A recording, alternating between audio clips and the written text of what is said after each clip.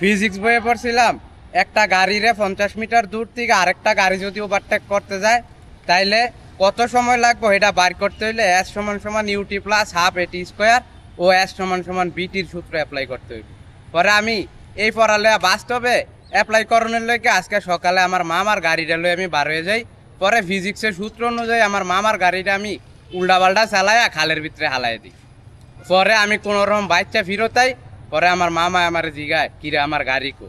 আমি কই মামা আমি তো ফিজিক্সের সূত্র এস সমান সমান ইউটি প্লাস হাফ এটি স্কোয়ার ও এস সমান সমান বিটির সূত্র অ্যাপ্লাই করতে গিয়ে আপনার গাড়ি খালের ভিতরে হালাই দিছি।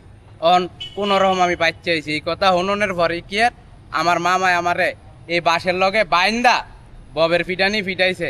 এরপরে অন আমারে কয় তুই যত দ্রুত পারস আমার গাড়ি আইনা দে, নাইলে তোর নামে মামলা দিমু, মামলা দিয়ে তোরে জেলও পাঠাই দিই।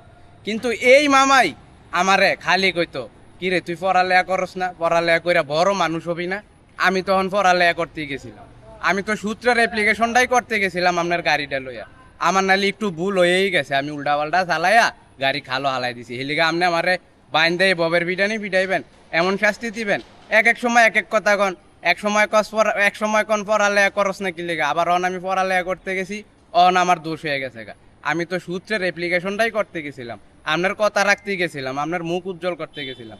অহন আমার একটু ভুল হয়ে গেছে গা, হেলিগা হন আপনি আমার ববের পিটানি পিটাইলেন, এটি কিন্তু ঠিক না মামা। আমি তো পড়ালেখাটাই ঠিক করে করতে গেছিলাম নাকি। বাইগান।